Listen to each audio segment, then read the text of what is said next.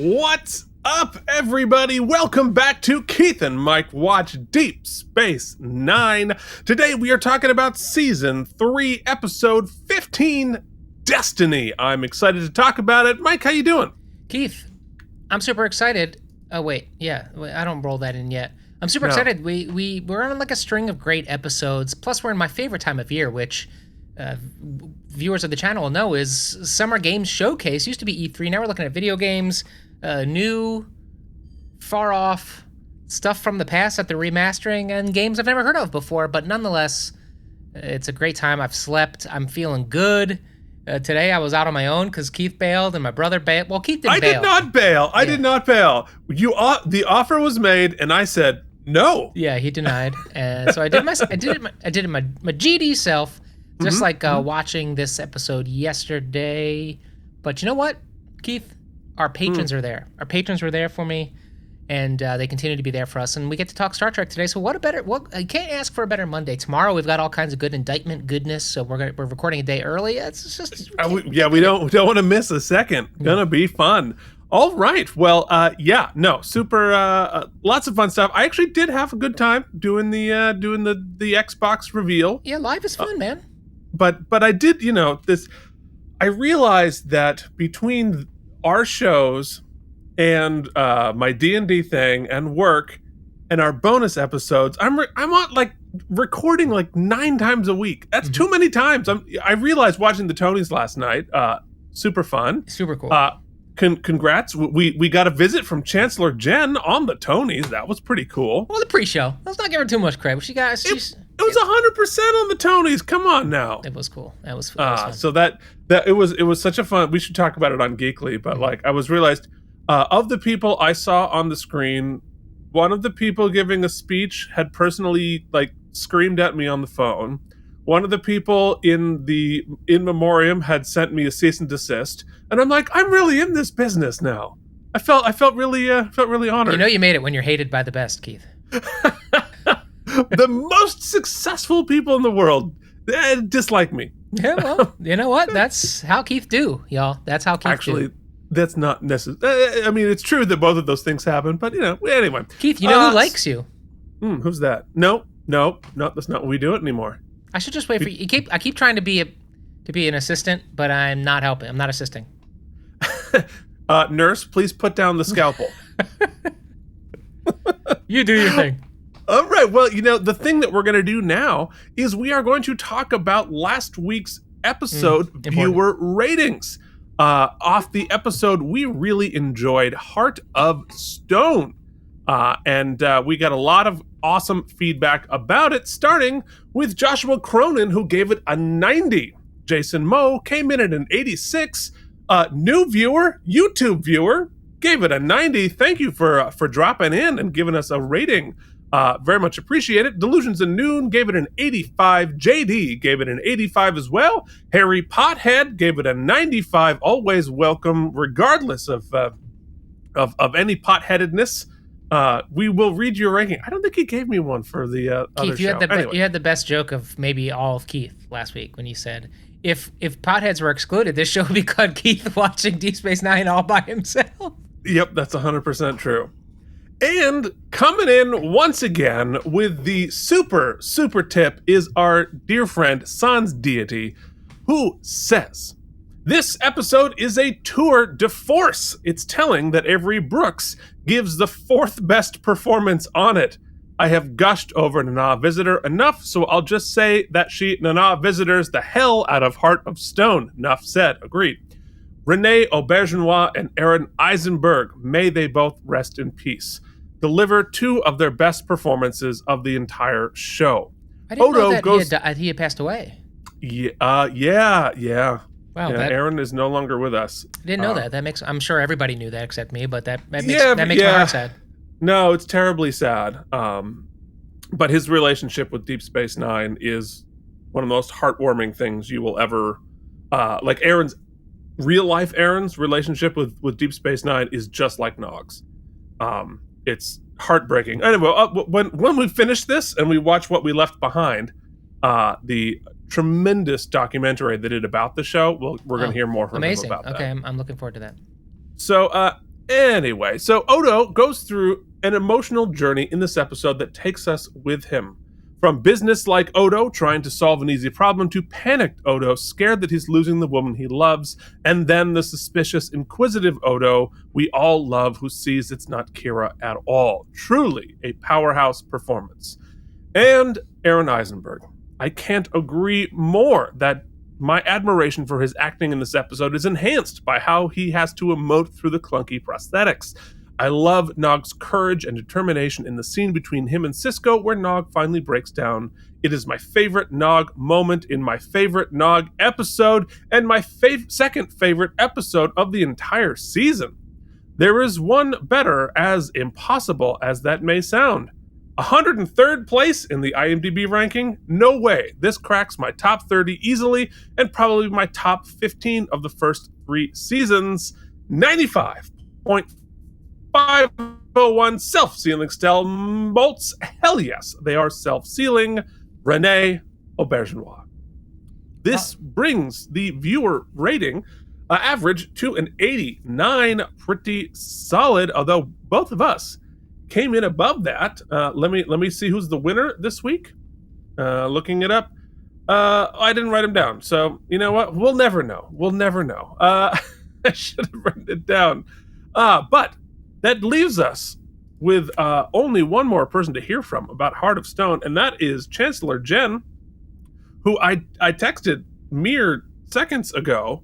From the desk of Chancellor Jen. Indeed. Okay, so she says, I had to remind her what episode it was. She's like, oh, wait, Heart of Stone? I didn't comment? Oh, crap, I didn't. 100!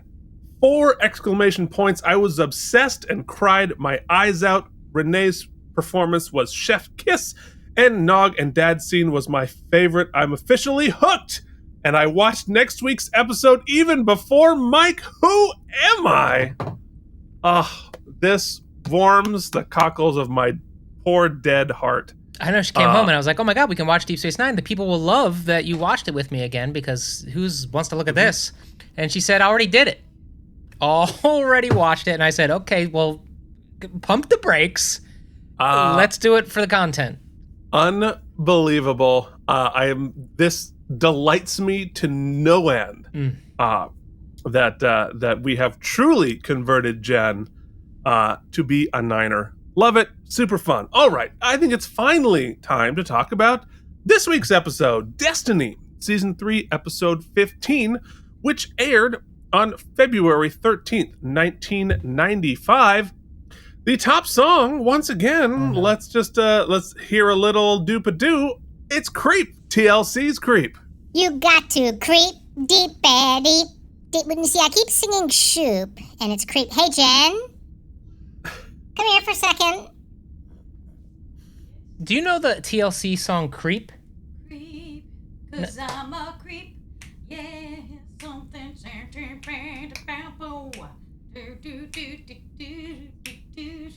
like that. I don't think any of that was right. I'm sure some of that was right. Aren't you thinking, so. I'm a bitch, I'm a lover, I'm a sinner, I'm a saint? Completely different song by different artist. Creep. Now we go. Well, the Intaglios, no help. Wow, you know that Oscar-winning film about a marriage? I think we just got a little clip of what a real marriage is like, kids. Hilarious. It could be worse.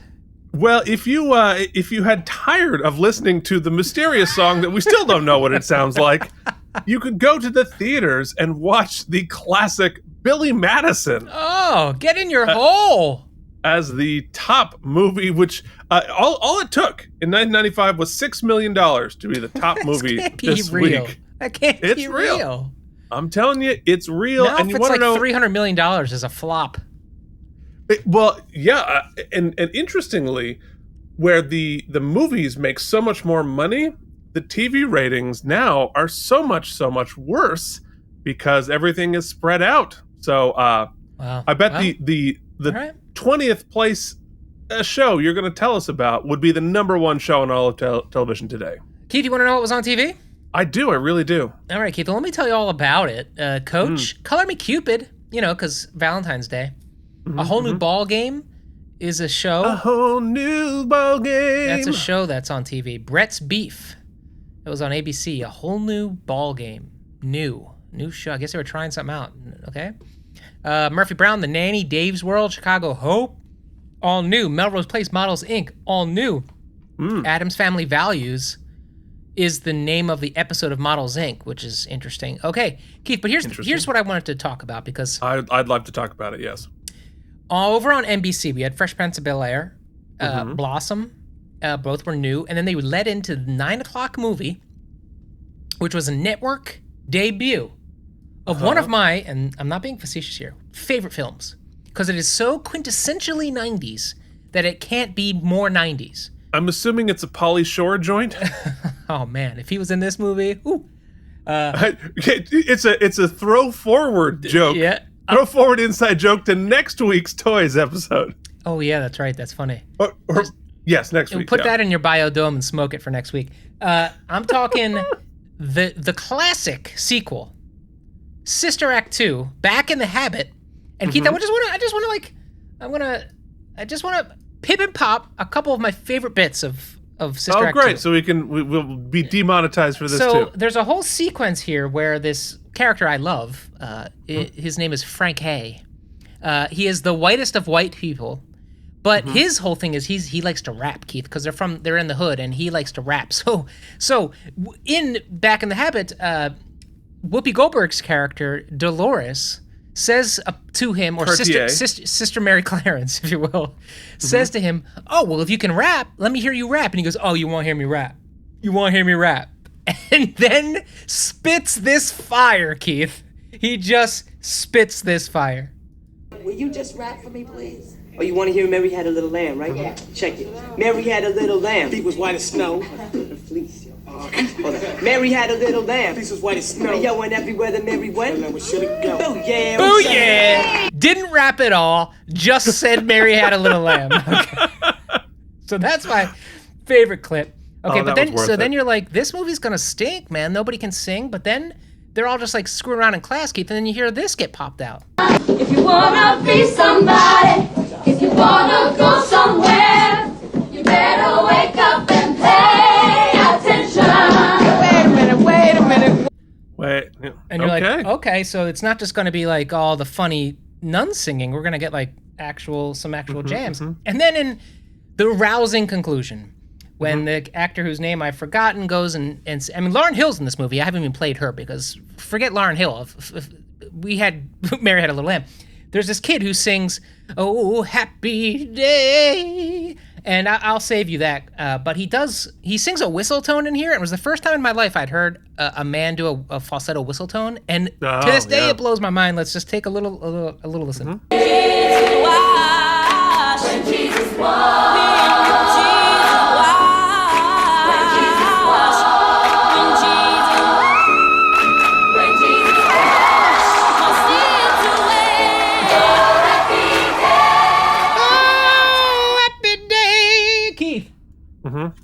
When Jesus was. Oh, Jesus Christ. Oh, God. You know what? I thought I didn't like you when you didn't sleep because you were grouchy, but I think Oh, God. So that's what was on TV. Oh. Okay, so here's what I need you to do, Mike. Do you have your wallet handy? No, I don't think I do. Okay. License that? No. Because you have now just demonetized the crap out of this episode. No. So based on we pipped and popped. It doesn't work that way. That's how it works. You can pip and pop. I see them get demonetized in real time. So they couldn't demonetize that stream yesterday fast enough. I forgot to turn off monetization. You can't. No, we are 100%. So based on the average episode of this show, what do I owe us? Our average revenue is about 62 cents. So I need you to mail me my 31 cents that you just cost me. All right. You owe me 31 cents.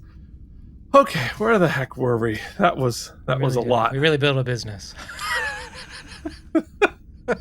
Yeah, you know what they say on Shark Tank? Like, if you've been trying for 6 months and you're not profitable, it's a hobby, not a business.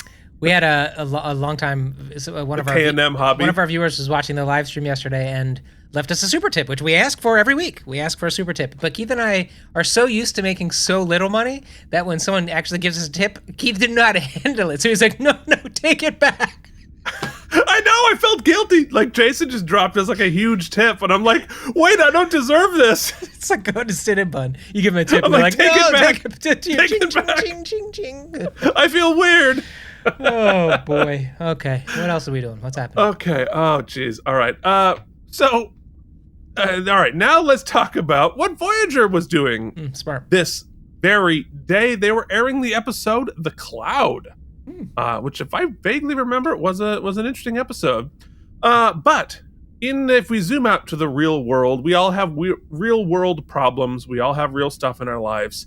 And so we check the weekly world news headline, and this week it is Statue of Virgin Mary walks. She tells hundreds that the end of the world is near. Apparently, she doesn't just walk, she talks. Well, it's about time, she's used to so many people carrying her. It's about time she gets on her own feet and gets somewhere her damn self. That's right. It's up by her own bootstraps. Keith, before you ask, okay, this is a sign that Christ will return soon, says Bible experts, okay? Okay. So well, asking. that was 28 years ago. TikTok. All right, so this episode was directed by Les Landau, who last directed Second Skin. And it is written by David S. Cohen and Martin A. Weiner, both of whom, this is their only Trek, and it's Weiner's only IMDb credit. This was a spec idea sold to the show and subsequently rewritten. We're going to talk more about that later, but we're going to do that in a segment we call Now Keith, Waste Your Time with Trivial Trivia. Okay, here in our Trivial Trivia, there's some fun stuff here, and then we got a gem of information from our buddy JD. I'm going to save that for the last of Trivial Trivia. But first off, Tracy Scroggins would walk around the Paramount lot in full Cardassian makeup during the filming of this, scaring children so much that security called and said, "Could y'all do something about keeping your aliens contained over there?" Okay. Hilarious. The comet we see here is an actual model built by Tony Meininger and not a CG, not computer generated. Interesting. The relay station we see is a reuse of the Armagosa Observatory model from Star Trek Generations. Oh. They basically just hacked off the extensions and repainted it because, again, it's a physical model. And so they're like, we don't need it for Generations anymore. Let's just hack it up and use it again. It's really cool to see how they do the practical effects. We're going to get into that a little bit later. They bought this spec script from Cohen and Weiner for season 2, but ended up not using it until season 3, and it, of course, featured an uncredited rewrite from Renee Echevarria, which basically they bought the idea of a prophecy from that, through the prophets and how it interacts with the station. But the prophecy was a good one in the spec script, and then they eventually adapted it into this one. I think they did a good job of it. And lastly, thank you for emailing me, JD, who says, so in case you and Mike haven't watched the next episode of Deep Space Nine, here it is. We're about to do it. Something I bet you would enjoy is that this episode actually has the Playmates figures in the episode. Easter egg? When Sisko and Kira take the shuttle out, the studio model, they used action figures in the seats of the model. So show the picture. This is being auctioned off. Right there, you can actually see the filming model of the shuttle. If you look inside, it's the Playmates figures inside the shuttle, and we see it in the episode. That's awesome. As a miniature, and that model is phenomenal. I want it so bad. Oh, they never made Can you that. zoom into one of them? Yeah, I can, Keith. I'd be happy to do so. As soon as zoom into one of those, because I ungroup them and then I pick one. You gotta. Go like this. I mean, the level of detail and beauty of that model they used and built for this is incredible. I cannot afford to purchase it, but I sure as hell would love to. Show one of the other ones where you can see the figure in it. We'll do it live. So that's there it is. Amazing. That is the Playmates Kira figure in the model when they shot it. That's How so cool. crazy And is that? the lighting looks cool in there too. Yeah, it's lit inside. So it actually has like a VGA port in the back, which is how they powered the lights inside. Cool. Look at Ben, man. So cool. But that's the actual model they built for the show. It looks phenomenal. Yeah, big fan. I want that. And we only see it for like a split second in the episode. And somebody did what we always love, the distressing of the model and whatnot. Yeah. Cool. It's really fantastic. So thanks, JD, for sending that along. I really, really want that, but I'm just about $12,000 short of the $12,000 estimation of the actual shooting model. So. Oh well, we gave it a try. Oh well, but what'll get us, just a little bit closer to that $12,000 deficit I have, and that is our patrons who are supporting the show at patreon.com/KandM, who are helping to produce this show, and we profoundly appreciate all of their contributions, even if we have imposter syndrome about receiving them. Mike, who's doing it and what are they getting? Bryant Kimball Beersock, Wyatt Eldridge, Casey Clark, Jason Moe. Double thanks to Jason. Oh my God, so much coffee. I'm going to actually explode. Jen just brought me more coffee. Jason Moe, Bren Joshua, Andrew Hayes, Jorge Novoa, from way back, Jorge, and the Mysterious, who wrote an amazing comment on our Patreon page about this episode, or episode a couple, but anyway, thanks for being a part of the team, man. Worf's Boot Shivs, the joke that just keeps on giving. Charles Babbage, Richard Coleman, so glad to see you, my friend. CRM Productions, Nikolay Ivanovich Lobachevsky, thank you for your seed. Delusions Avenue. Oh, God, Jesus. No. Thank God he doesn't listen to this.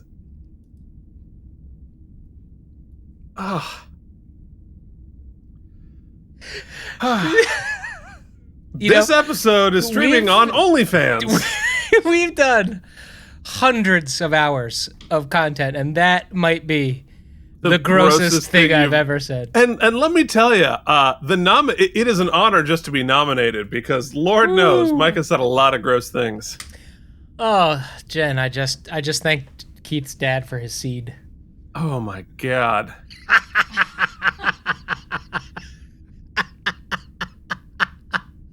Okay, I'm not cutting it, so.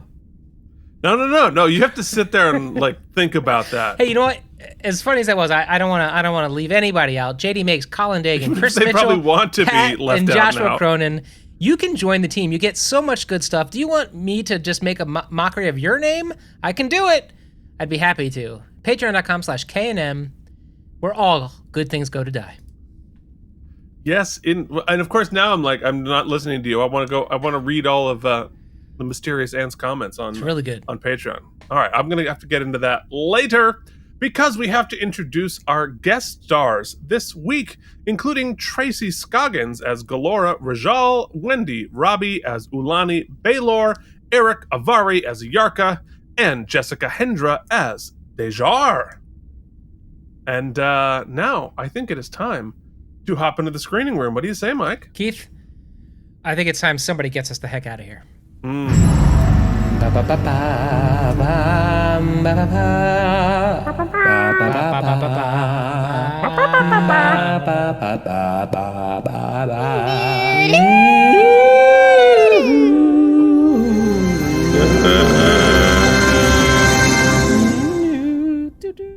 Okay.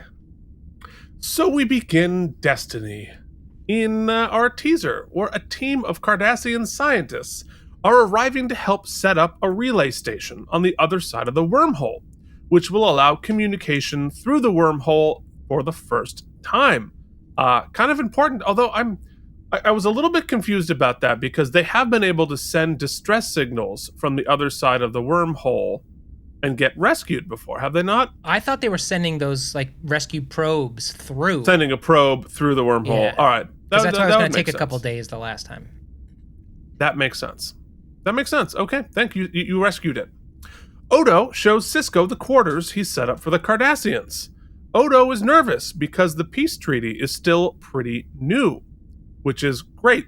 We know just tiny little bits of serialization where stuff that happened before matters. Bareil died for a reason, so we can flavor this episode. Sisko wants the Cardassians to be seen and embraced on the station. Get used to it, folks. But also, Odo, maybe follow him by a couple of security guards. Dax comes in and says, I'm not sure the design is going to work. Then Quark comes in with Kanar for each of them. And he already knows they're coming and who they are, despite the whole thing being a secret. Because he's Quark, he's got good intelligence. He's excited because there will soon be a permanent Cardassian presence on the station, and he can make money from them. And of course, we get the two great Ferengi proverbs. Do you remember what they are, Mike? War is good for business. And leftover yamak sauce. Yamak sauce is better the next day. Yes, exactly. Thank you for that. So he's very proud of his supply of Kanar, which he's stuck around this whole time. But of course, Dax discovers that it's gone bad.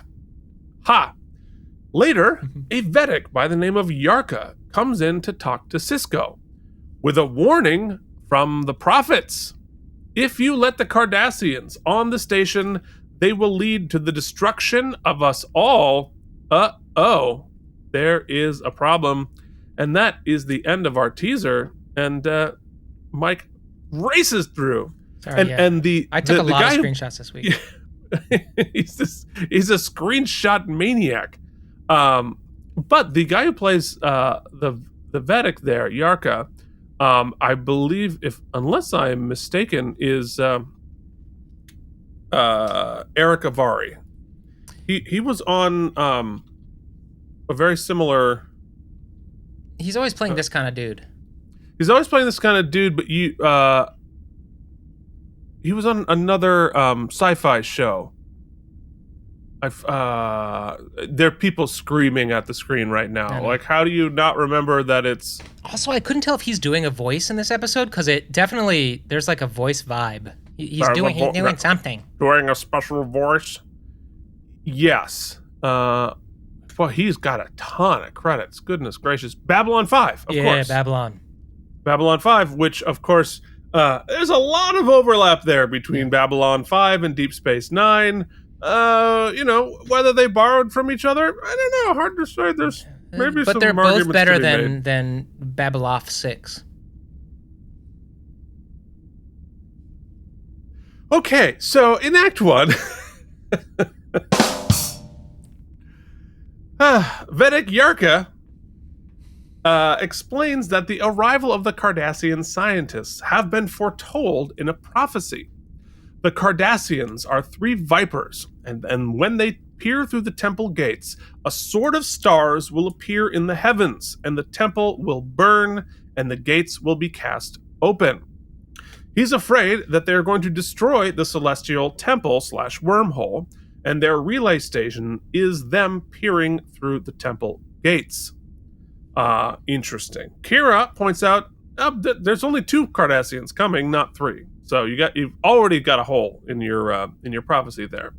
They try to convince him of the good news. Like, it's great news to be able to communicate through the wormhole, to no avail. We find out that everyone else, including the Bajoran leaders and Makai herself, does not buy this prophecy.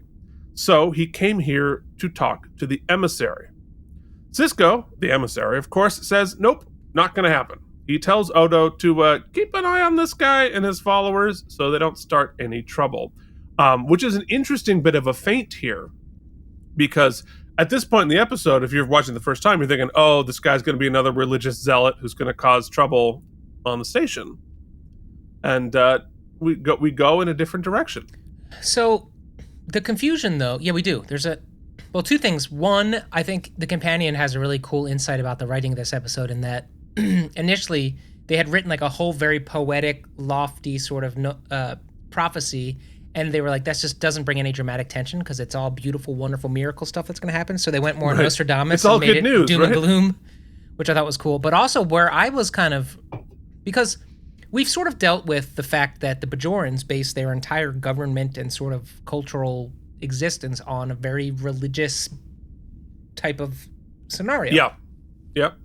And we've seen the conflict with that before, especially when it comes down to Kira, who's trying to also like do things in a more military-based way here with Starfleet, and so they're sort of at She's odds. got a foot in both camps, Yeah. which is really the interesting contradiction for her. Yeah, and we've dealt with that. It's not a new concept, and so Right. But here it's cool because I guess I just lumped all of the prophecies into one sort of like the Bible, right? Mm-hmm. The Bajoran. Oh no, here he goes again. It's the kid. The Oh my God, he's obsessed with you. So anyway, You know what? It is both a joy and a burden to be the Funkle. yeah, that's funny. I'm wearing the shirt today. Funkle? Yeah. Nice. Anyway, but here Kira is not on board with this prophecy just yet. So I guess like any other religion, there are maybe more fringe elements that. Of course. Yeah. So I think that was the wrinkle where I was like, okay, cool, that's a cool distinction. Well, and I think, the Deep Space Nine's, depiction and exploration of religion or faith is kind of one of the main themes of the entire show. And we could spend hours picking apart how they're dealing with it. But one of the things I think just offhand that they really do well is the complexities of it and how we really have religion being used for power and like hardline, manipulation, like Wynn does. You have the more progressive, like, it's metaphor, but we're trying to be like Bareil was. You have this guy who's deeply believes in the mythology of it, and there's, it can't be boiled down to like one single thing. And I think that's really fascinating. Keith, this is a great one. So I'm not picking up. So I got a text from my nephew, a reminder he's 6. And it says, now, he doesn't read or write so well just yet.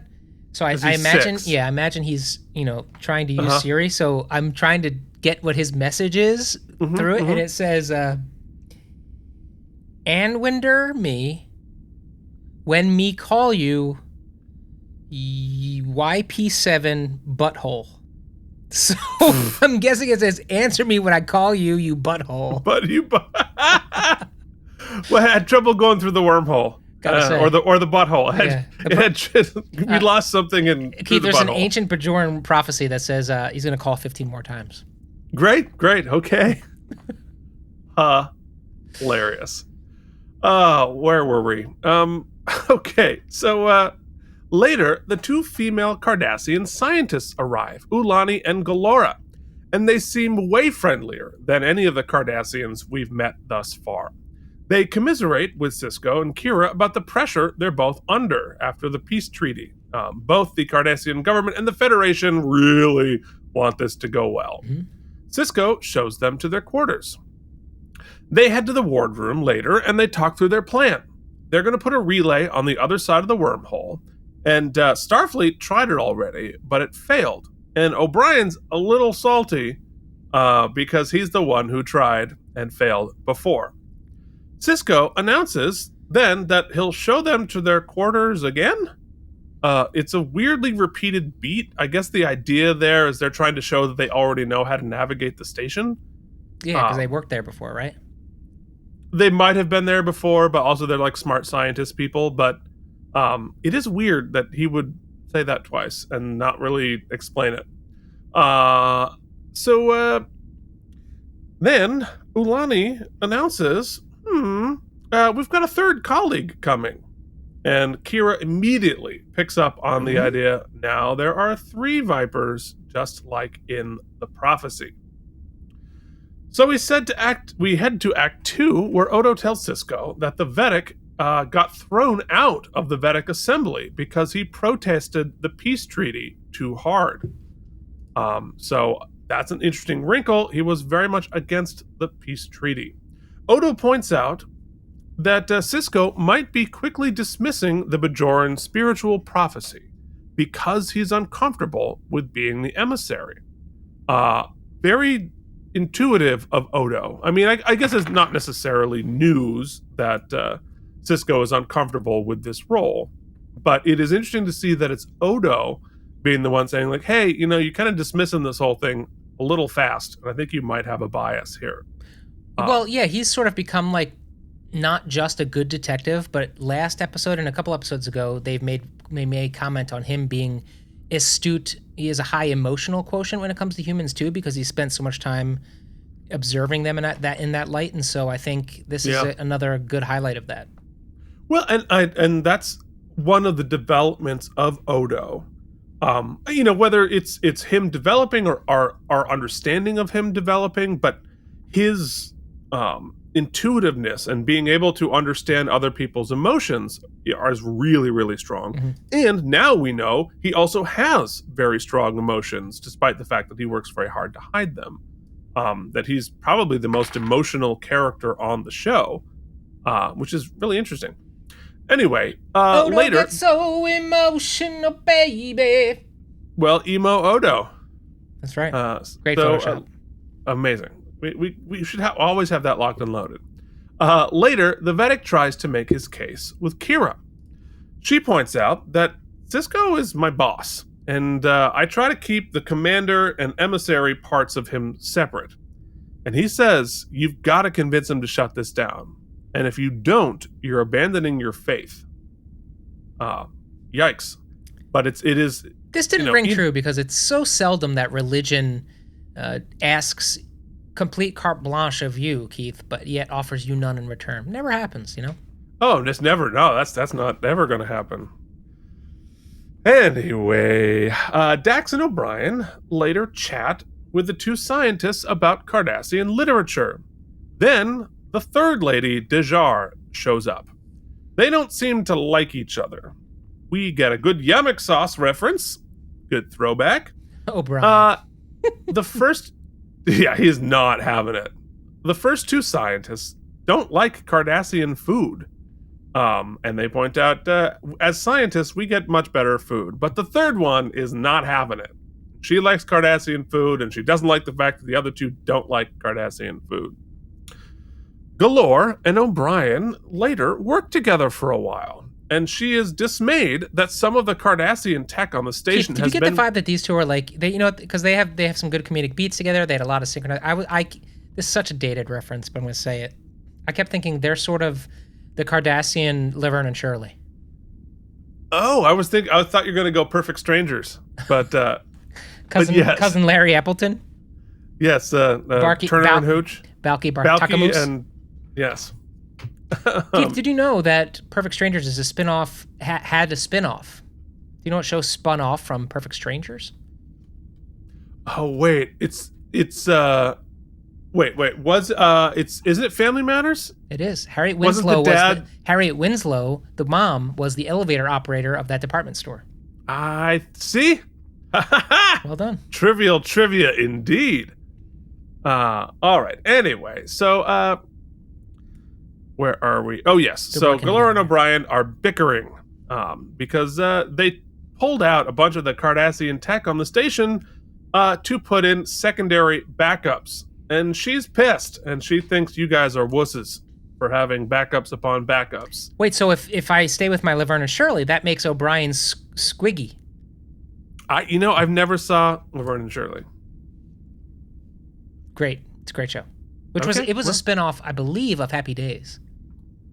Okay. I think. Both Rob Marshall joints, though, for sure. Okay, I'm sorry. Makes sense. I'm combining universes here, and it's not worth it. Oh my! Mike's the multiverse in Mike's head. Like I can't even imagine. That's just very sad. So on the Defiant, they head into the wormhole and to the Gamma Quadrant. They immediately get an alarm and discover there's a rogue comet zooming past, and it's got a really bright tail. And Kira immediately calls it the Sword of Stars. So both of Act 1 and Act 2 end with Kira realizing bits of the prophecy are being fulfilled. But it's funny because go back to the comet for a second, because it's crazy to think that's an actual model. Yeah, it looks terrific, but it's just like they had to build a model for that. Crazy. Yeah, cool. Yeah. So in Act 3, Part 2 of the prophecy is now coming true. Kira tries to play it cool, but the comet is going to go close to the wormhole, but not too close. It's going to be fine. Don't worry about it yet. Naturally, Cisco privately dresses Kira down for bringing up the prophecy, especially in front of the Cardassians. Keith, this is the new set piece. This is the new room. Well, it's the old room, but they had a couple of wild walls, meaning they movable walls, and they can reconfigure it to look like different bunks as opposed to the same bunk set over and over again. There you go. Yeah, TV production, fly the wall out, put something new in. An episode is middling at best when the companion, the best they can come up with is, there is a bunk set. I don't think this episode's middling. No, you're right. In fact, I was feeling that way until the exact midway point. At the midway point, things turned around for me. But up until then, I was like, it felt like a pretty rote plot. But yeah, well, we're going to get somewhere. So he asks Kira, do you believe the prophecy is true? And she says, well, we're 3 for 3 at this point. And she admits that she genuinely believes that Cisco is the emissary, which I don't think she's admitted before. And she says it's hard work. It's hard to work with somebody who is a religious icon. So yes, this was important for me because I had because the emissary stuff happened with Kai Ubaka early on. Chewbacca. Kyle Chewbacca. Kai Chewbacca. Your pie! Oh my God. Keith, that is your worst. It's funny, for a guy who does a fair amount of impressions, Chewbacca's not one of them. Oof. Woof. My God, I can't wait to cut that out. So, what was her name? Kai Ubaka. Upaka! Upaka? Opaka. Whatever. That was, you know what? For Mike, that was pretty close. For Mike, that's a win. We're going to get so many comments about my Chewie. Oh, God. Remember when I said Uhura? Holy crap. So, I had forgotten that the emissary was a religious interpretive religious position. I replaced it in my head as we've gone along. He's just sort of a mediary between the Bajorans and Starfleet. He's like actual spiritual. So yeah, that and this is a great scene for it because that does carry a lot of weight and stress. But also, it's like someone saying. Actually, I have a great analogy. So to this day, Keith and I have talked about this ad nauseum. It's not important, but I was baptized and raised in a Catholic family. We were lapsed at best.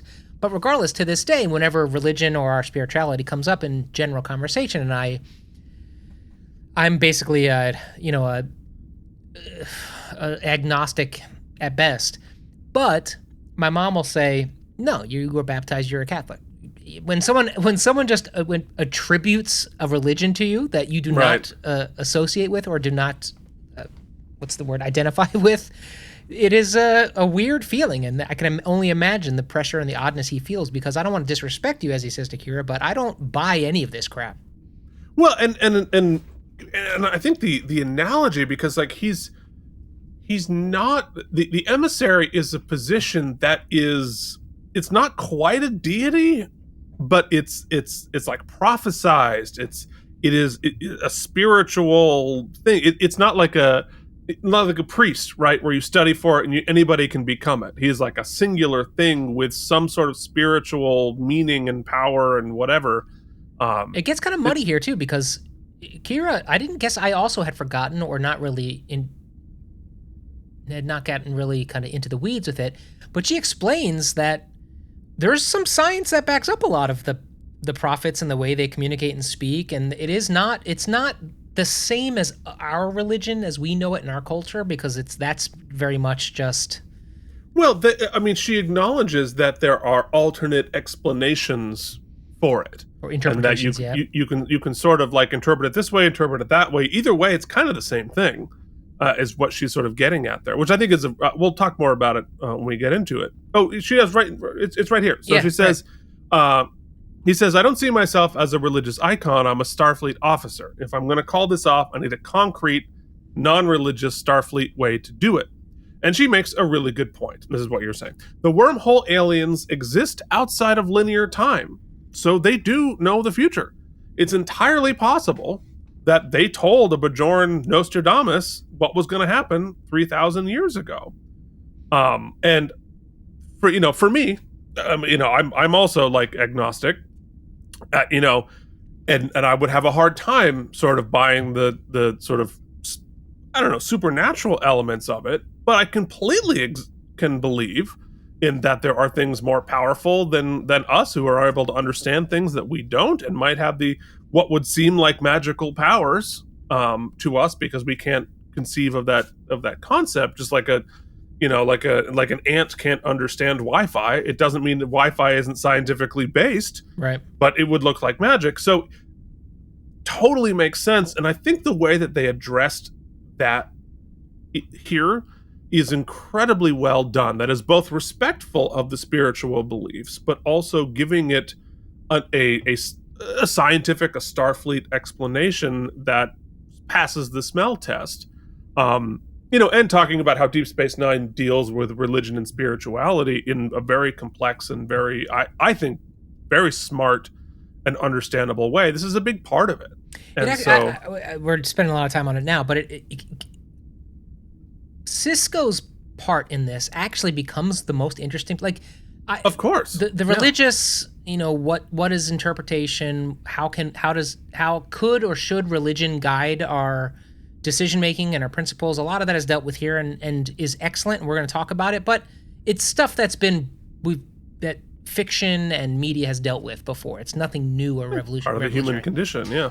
But what I really appreciate about Sisko's experience here and about the plot we're about to engage in with him and the dilemma he finds himself in and the wrestling he does is something I find, funny.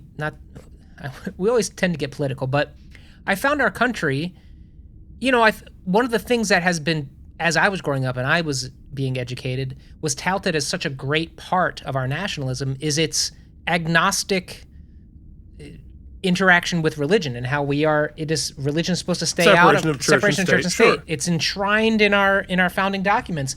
And yet religion is being sort of infused in this new nationalism, and that causes a lot of service, I would imagine. Like if you're not a stark Christian and you're running for office, you're Muslim or you have any sort of deviation in that, you pay a price for it politically. And it's so antithesis. It's such the antithesis of what I thought was all supposed to be about. It's not the same, but it's in the similar universe as to what Sisko's dealing with here. We're picking apart the difference between religion and spiritualism, religion and faith, politics and religion, politics and faith, and how they're all like 6 different things all interacting with each other, and that there's always going to be pushes and pulls, and every one of those sort of has their own agenda, and they want more of this, whether the religion separate from the faith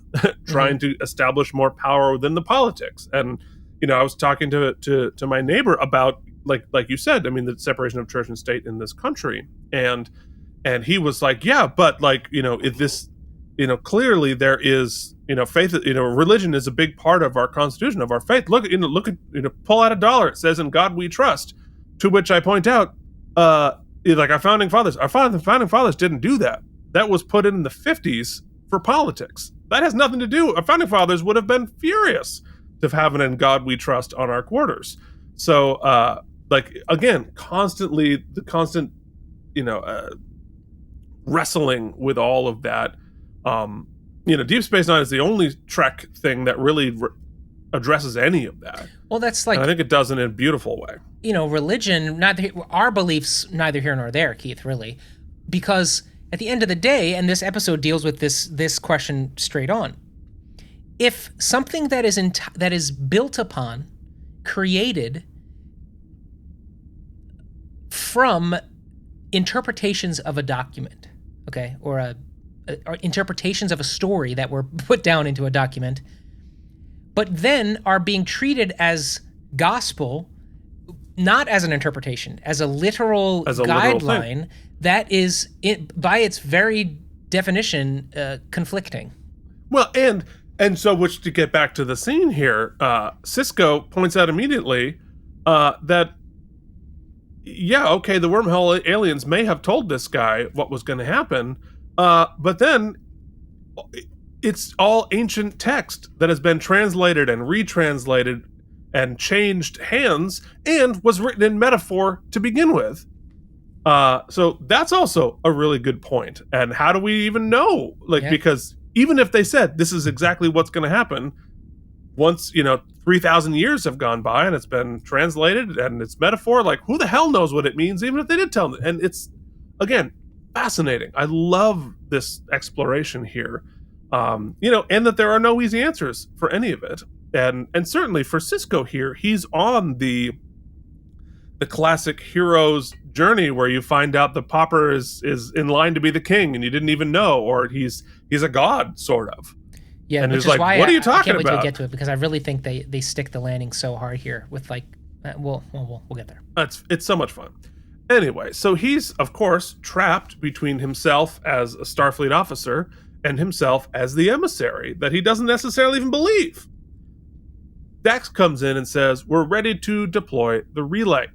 Later, O'Brien and Galore keep bickering about more tech differences. She says, in her experience, men don't have a head for the sciences.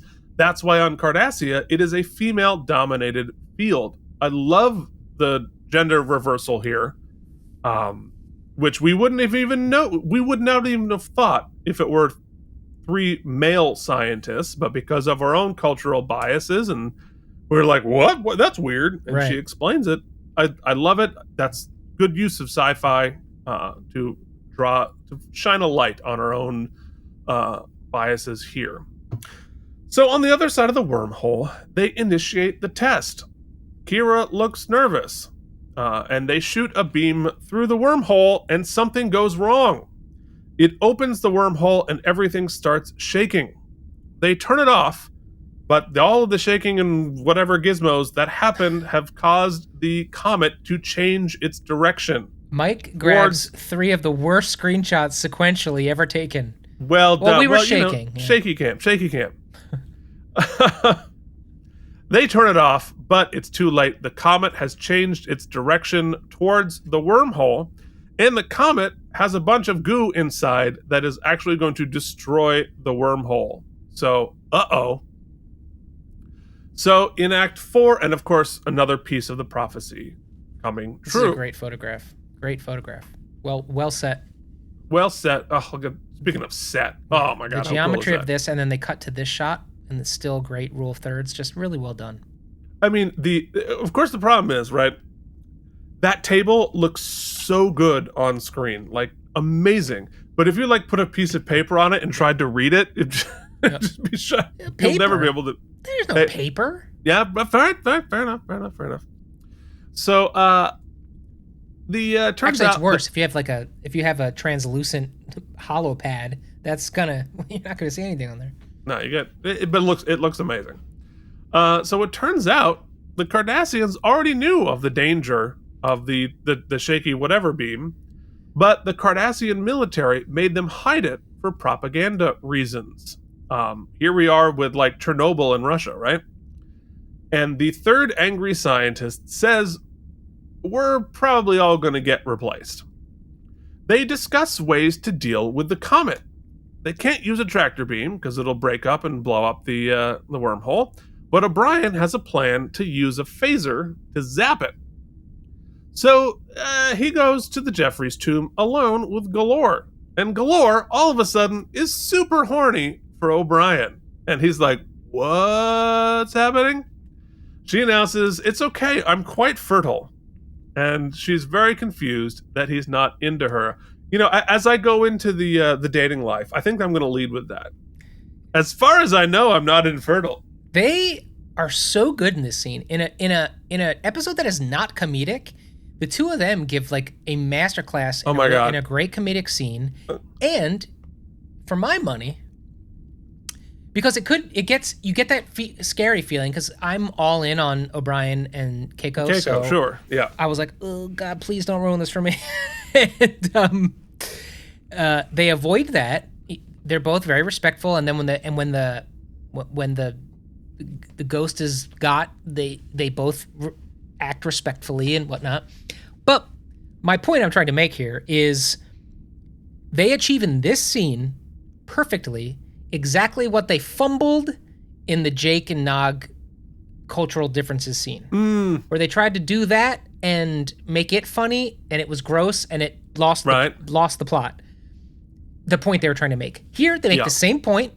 Right. It's comedically funny, but it's also respectful, and we're able to see that they both recognize the differences, and they say, okay, we'll do better next time. 100%. I think that's great analysis of that. Yeah, and here's what I said. Then she's horrified to learn that he's married, and she asks why he's been mean to her, or why he's been leading her on, and he gives the most phenomenally honest take of, I have ever seen. It, go back and just watch his saying, I haven't been leading you on. It is so honest and so true. We see everything. It's such a good performance. The only thing that I wish they had leaned on a little harder, I get they were going for the comedy there, but I really thought, and I think it's still kind of true, what attracted her to him wasn't just his advances, was that he's really good at his job, and he's really smart, and he's a really good engineer, and usually that's only it's a female dominated field where I'm from. So to see a man who's good at the things I like and I'm good at, ooh baby, I'm hot. Yeah, no, for sure, for sure. She took his overt irritability towards her as a signal that he wanted to go to Pound Town. And they quite awkwardly realized they messed up on cultural differences. Hilarious. But unfortunately, in the video game version, you know what I would have done, Keith? You press X to bang. Press X to bang. Ugh. Back in Sisko's office, Dax finds Sisko reading up on Bajoran prophecies. Wait, here's his face, Keith. Here's his face that you like so much. I haven't. She is. Why are you leading me on? I took a lot of screenshots. You really did. Every single shot. Oh. We have a head scratcher for Sisko. So Sisko is reading up about the emissary, which obviously something has turned within him. Something has changed within me. There it is. Something is not the same. Happy Tonys, everybody. I am tired of playing by the rules of someone else's game. But there's no time for second chances. It's too late for second guessing. Oh, it's time to go back. I'm not a lyric guy. Okay. Wicked nerds out there. Whew, hope you enjoyed our performance of the Act 1 closer. So he says about the prophecies that just enough of them are true to make me wonder. He's starting to doubt, which is a fascinating turn 3 seasons in for him. It's not a ton of doubt, though, because Dax flips it real fast. Yes. She has a great line, though. She has a great line. Dax says simply, if you hadn't ever heard of the prophecy, what would you do? He said, I'd keep working, of course. And she says you can either make your own decisions or have your decisions made by a prophecy. He turns off the monitor and says, let's do this. And I think that we've talked about it and we'll keep talking about it, but how well they're presenting both sides of this respectfully and logically. It's just it's really well balanced, the yin and yang of this situation here. Again, what I think Deep Space Nine does beautifully. So they head through the wormhole to zap the comet. They shoot it, but something goes terribly wrong on the Defiant. We get more sparks and smokes. Apparently, O'Brien's modifications didn't work. And they shot the comet with the regular phasers, not his modified phasers, of course, shattering the comet as opposed to vaporizing it. Good effects there. And the comet fragments are headed into the wormhole now, and they have no way to stop it. Which takes us into Act 5, where Galore announces that the third scientist was, of course, a member of the Obsidian Order. and sabotaged the phaser array because the Obsidian Order is against the peace treaty, whereas the government is for it. Great logical linear storytelling. The Obsidian Order is always a problem, always sneaking around, and they have a completely different agenda than the Cardassian government. Fascinating. Love it. Yeah. Cisco. What I love too, and I'm just going to sprinkle this in so I don't talk for 25 minutes at the end of the episode. What I love about this is what Deep Space Nine does really well, better than a lot of other shows, is they're not afraid to make points subtly without hammering you over the head with them.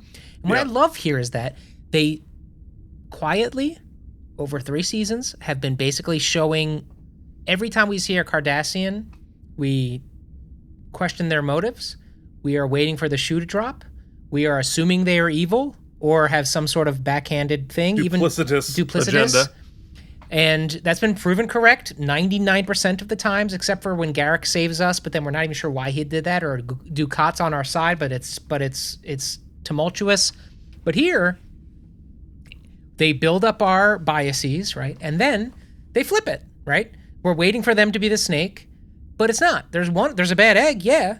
But at the same time, we're not all that way. And we haven't made the we're not all bad point yet. And here they make it, but they don't make it by just saying, by having us get given the what for. And better yet, they say this in the companion, but it's exactly what I thought when I was watching it. I think about the sciences. I think about NASA, the Cold War, Russia versus America, black and white, good guys, bad guys, Rocky IV, Drago, Rocky, right? Right. But at NASA, we're not having. We go on, live in the space station together. We work on this stuff together. Science is we're trying to better mankind. We don't got time to worry about the lines drawn on a map, and that is what's happening here. Of course, they would sell her out because she's stopping progress for both species. When now we're trying to work together, we don't see Cardassian humanoids here. We're trying to further everybody. And to take it a step further, inherent to what science is, it doesn't have an agenda. Science does not have a political agenda. Science does not have a religious agenda. It does not care about anything other than the truth. Science is an exploration to find the truth, to get to a truthier truth at all times. It does not have any agenda. If it had an agenda, it wouldn't be science. Honey. Everybody, Cute. Look me in the eyes. Find a Jen. Yeah, find a Jen. Everybody find a Jen. But like, by definition, the minute science has an agenda, in fact, when you're talking about theories versus hypothesis, like, if you're trying to prove a theory, you are doing science wrong. If you're trying to prove a hypothesis, you are doing it wrong. A theory develops because it is the evidence points towards it, not you have a theory and then you try to point the evidence towards it. Science, by definition, does not have an agenda, and I love how they're doing this here. It's great. Anyway, I love how they handle science too. I love how they handle science and how they handle religion. It's great. Anyway, of course they now have a problem because the comet fragments are filled with silithium, and it's leaking. They're afraid of it leaking into the wormhole and collapsing it and causing trouble. We don't want that for some reason, but we know it's a problem. So they decide to put a warp bubble around the fragments to safely transport them through the wormhole. They can't move it, so we're going to ride with it. So Cisco is going to use a shuttle to do it. I screwed this up. I'm doing it my darn self. And Kira says, I want to go along to help the emissary, not just the commander, which is interesting. They head into the wormhole with the 3 fragments in tow. And of course, their subspace field starts to fail a little bit. And they leak a little bit of selenium through the wormhole, but they make their way through.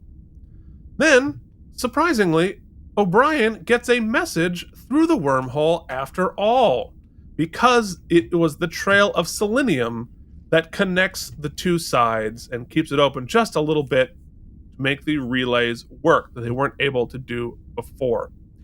Kira realizes they misread the prophecy. The 3 Vipers weren't the Cardassians, they were the 3 pieces of comet. And opening the gates is actually a good thing. The prophecy came true. Later, O'Brien talks it over with Gaylor. He says Keiko is a lucky woman. She kisses his cheek and exits. Again, handled with dignity and respect. It was great. And I realized O'Brien gets a lot of attention from other engineering ladies, because if you remember back with the Bajoran assassin, like, she also got into him. Like, he's good at the engineering. Yeah, I think that's not a bad, sometimes you got likes. It's not always opposites attract. Sometimes it's like goes to like. That's why, Keith, the newest app you should check out is Pod Date. Pod Date? Yeah, it's all podcast hosts. Oh, great. So we can remotely just talk at each other for a very, very long time and achieve nothing? Well, it depends. You can download later, you know what I'm saying? Ew. Okay, well, anyway, good on O'Brien. Handled it well. And the Vedic, who came in, apologizes for doubting Sisko. He says that perhaps the prophets want peace with the Cardassians after all. Then Sisko asks about another emissary prophecy. He asks me, like, what else can you tell me? Because he is starting to believe. And that is our episode. Lots to talk about yet. And in a segment where we move along home to it. It is the... Not your best, but look, I'm waiting for... I'm just filling time for you to hit the damn button. 2, 3, 4.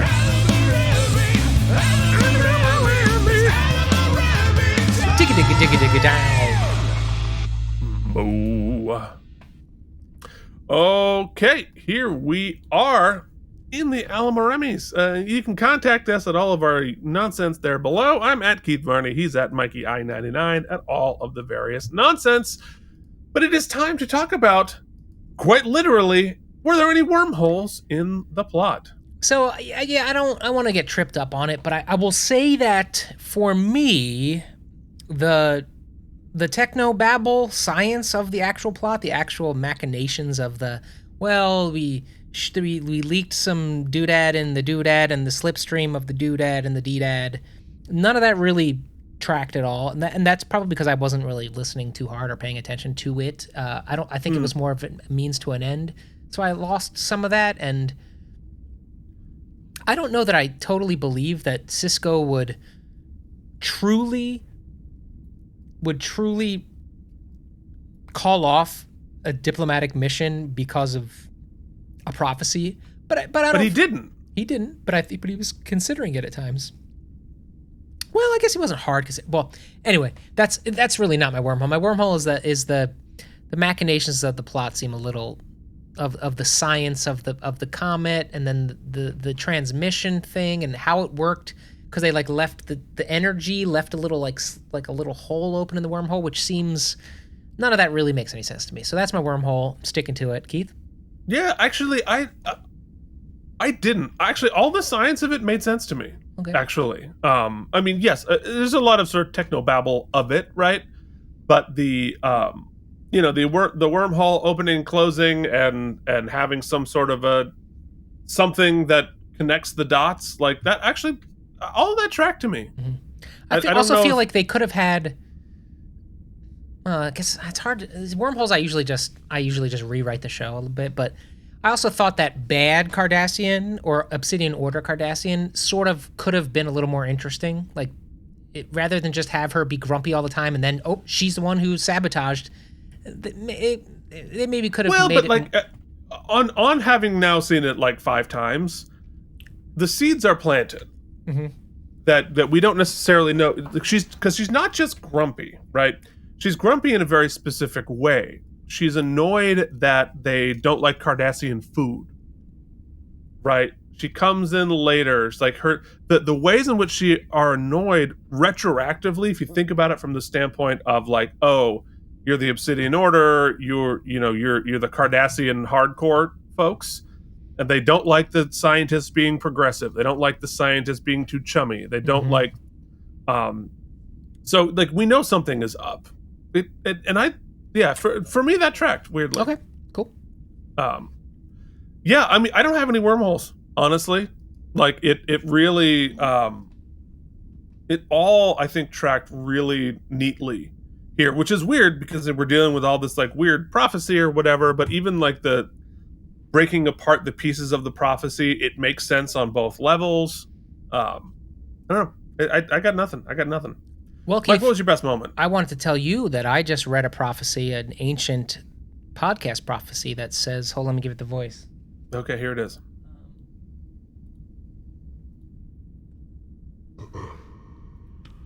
Because Mike's energy has begun to slip, all of the segment orders we now must flip. Keith, I'm starting to fade, so why don't you go first? Drink some of that coffee, buddy, because you've only been on the air for like 5 hours today. Ooh, boy. I got to get that Ubisoft coming up. Or, No. Comcast or Capcom? No, I don't care enough. Come on, buddy. Yeah, all right. So my best moment. I'm worried about you, man. Well, I have a comedic one then a real one. Okay. Comedic one is 100%. Is Miles's reaction to like you've been putting me on. I just thought it was such a good, so well acted moment. I'm not. That whole scene is Colin Meaney's performance, stellar. Just so good. It's so honest. It's just so honest. It was so well done. But for me, it's gonna be the scene in the on the Defiant in the bunk room between Kira and Sisko, where we see him wrestling with this whole problem. Being a prophet, being whatever, and her saying, "Look, I believe that you are the emissary. I believe you are a spiritual being. You are a spiritual leader, but I understand that you don't. So here's an alternate explanation that also makes this, important. That also makes this relevant." And I think her sort of empathy, but also like understanding and really being able to see it from all those points of view and giving him that, I thought it was just a really well written scene, really well written character beats for both of them. I really liked it. Thought it was good. Yeah, that's a great scene. I'm gonna fall back to your comedic one. I just thought that whole scene was so well written, well performed in a non-comedic episode. I mind you, as I brought up, and like I said, it makes the cultural point beat that they attempted a couple episodes ago better than that actual episode about that. So those are our best moments, I think. Yeah. All right. Well, then now it is time to hand out some STEM bolts. Take your time. The delay was worth it. Here are some STEM bolts for you. All right. Am I going first for this too, buddy? Yeah, do it. All right. So this episode is not one of the legendary earth-shaking episodes of Deep Space Nine, right? It's not. It doesn't. It's not some. Okay. It's not. It's not some crazy, like character definer. It's not some battle. It's not some change. However, it is a really important bricklaying episode with the story of Sisko as the emissary, right? If you remember, the pilot of Deep Space Nine is called Emissary, right? The journey of Sisko's relationship with the Bajorans and his place in Bajoran spirituality, his place in Bajoran religion. What is this going to play? How is this going to play out? He doesn't even believe it. He thinks he's like, he comes in as this is nonsense. I don't know what you're talking about. This has got nothing to do with me. He doesn't believe in the Bajoran religion. We don't necessarily think Sisko has any spiritual beliefs whatsoever. And yet here he is thrust into this position. And because he is who he is and comes from where he comes from, turning him to believe in himself as the emissary, it's turning a battleship, right? It's going to take some time. It's going to take a lot of jogs to sort of chip away at his doubt and all of ours, and for me too, right? I'm coming into this as I don't have spiritual beliefs. I don't have religious beliefs. And so for me to buy this, both to believe in him as this spiritual entity, but also to get on board with this for the show, for Deep Space Nine, it's actually really important for turning him and for turning me, to get me on board with going into this sort of like spiritual angle that the show takes. Just bricklaying and building a foundation that obviously we're going somewhere with this, right? And this is going to become increasingly important as time goes by. And so turning Sisko and turning Keith Varney, this was an important episode to get me on board with this as a direction for the show. I think it's tight. I think it's well paced. It's well plotted. It's really mostly a story. We got the little comedic thing with O'Brien, which I thought was handled really well. But it's like this. It's like not a lot happens, and yet a lot happens. It also, it continues the importance of the wormhole, where things are changing that have consequences, right? We talk about the peace treaty between the Bajorans and the Cardassians. Well, that happened a couple episodes ago. We are continuing that story. It's not so episodic. It's just a tiny bit of serialization here. We now have a different ability with the wormhole. We're adding bricks in our story. It's like we began this season by getting the Defiant. That's a brick. Leveling up. We're doing this. We're leveling up. We're having consequences in the changes in our storytelling. And so, this is an episode where like, oh, I got to go back. I can't wait to watch that one again because that one was like, woo, it blew me away. It's not that. But is it in our larger story? Is this an important piece, an important brick being laid that just makes this in a way that's different from a lot of the other Treks and different from Next Gen for sure? Deep Space Nine slowly builds a foundation so that when we hit our peaks, right, it's not like we just shot up into the sky. We're climbing Everest. And this is an important piece of that. And so I really think it's an important episode. I really enjoyed this episode. I think it holds up really well. I think it holds together really well. Performances are great.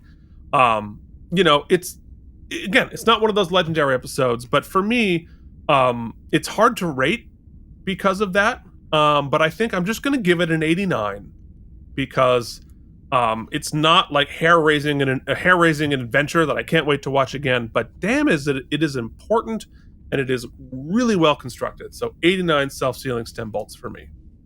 Yeah, my feelings have been remarkably. Oof, Keith. It happened fast. Remarkably consistent. He's crashing. A different word. My feelings have remained consistent since watching it through our discussion. And, my main criticism, I think, falls in that we spend a lot of time asking the questions, setting the chess pieces up till almost exactly the halfway point before we start to... And, my thought was, when it came to the religious spirituality quandary, are we going to give an answer or are we going to find a way to leave it open-ended and both sides it? And I think it is a little bit of both. It's a little bit of column A, a little bit of column B, which I applaud the episode for. I think they used Sisko as our surrogate here. Not just Keith Varney, but just for most of us in that same kind of place. Because it seems ill-advised in such a high-stakes environment to rely solely on prophecy that can be interpreted in multiple ways to make decisions based upon that. I thought they avoided some plot contrivances, such as having that Vedic be the bad guy, trying to manipulate the situation in order to prove his prophecy. I thought, or having the Cardassians at the end somehow finding a way to be bad, all told. For me, it was less the having to grow spiritually like you did as a kid, but for me, it was the reminding me that this show is going to set me up and challenge my biases often and without warning. And just like we can change Quark's character here and there, and there can be some flip-flops, we could do that with entire species, right? We've been led to believe the Cardassians are the bad people. Or the bad, So I thought that was great. I think that's a great concept because it's true. It's not just true in this universe, but it's true in everything. Complex. It's complex. Everything is complex. The action-y sequences were cool. The resolution I thought was really cool. But what I loved the most was the idea that, hey, you know what? In science, we talk about competency porn all the time. But in science, when the sciencey people are trying to figure the stuff out, we're working together. We're a team. They pointed out, they called out their brethren so fast. You know what I mean? It was really, really great. It was contemplative. So, like you said, it's hard to be like, oh, can't wait, let's watch it again. Off the charts. Also, subtle nod to the Laverne and Shirley, because they were excellent in this episode. Yeah. They played it. The whole time you're waiting, they're wearing friendly masks, right? Like how are they being duplicitous? But they're not. And I love the feint there. I'm probably a little, because the concepts though, and it's great. It's really well done, but it's nothing that really flipped me or had me really sitting there chewing. Love like I said, I love it, but it's just not. I think I'm a little less high on it than you, because we end up sort of already where I was as far as just the way I feel about things. So anyway, I'm gonna say 87 stem bolts. So still really high. Yeah, that's not that far. Yeah. I mean, it's okay. So and you need to go take a nap.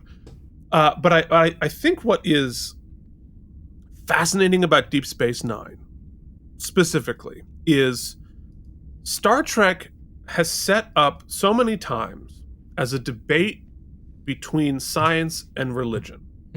Science or religion. Is it science right or religion right? And Deep Space Nine is the exploration of science and religion. Right. That maybe there is room for them both. Maybe they are not mutually exclusive, which has always been, my thought. And that has been my personal bias my whole life. Is that it's or, not and. And Deep Space Nine is like, well, maybe it is and. Maybe there's room for and. And I think that is super fascinating and incredibly complex. And I love it, and it's great. And I love it more as I get older. Because as I get older, there is maybe a little more room for and than there has been in my life. And maybe not religion, but maybe spirituality. Maybe things are more complex even than I'm thinking. Anyway, love it. Fascinating. That's why we're watching Deep Space Nine. That's why I love this show. There's room. And that's why I freaking love this show. And it's not just there's room. And what Cisco shows here is it's not just there's room. It's I can even if you can't make the leap, you can find the room for a colleague. You can have respect. To have their thoughts, their feelings, even about you, right? Yeah. And you don't have to interpret that. You don't have to act upon that. You don't have to use that as some sort of a judgment. And that's a difficult thing to do, right? Well, and it's about having an open mind, right? It's like I don't believe that, but I have an open enough mind to keep asking the question, add a ... And I think it's great. It's phenomenal. So, what did the rest of the world think about this episode? Mike, where do you think this ranked? Out of the 173 episodes of Deep Space Nine, where would you put this in the world's ranking? It's probably low, Keith. I would imagine it's in the... Because last week only made it to 137. I'd say this ends up in like 141.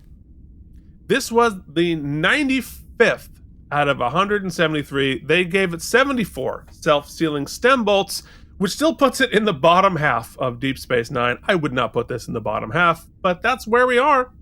All right, so next week we'll be talking about the episode Profit Motive.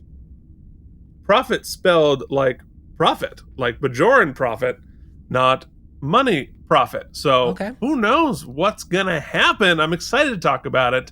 If you're still here, please give this video a like, and if you haven't subscribed already, please subscribe. Please tell a friend. Yeah, for sure. We want more eyeballs to go on this journey with us. You can check out our other shows. Look at my Star Trek toys, K&M Geekly, and Strange New Show. Keith and Mike watch Strange New Worlds, as well as Mike, basically on the hour reviewing video game trailers here on the YouTube.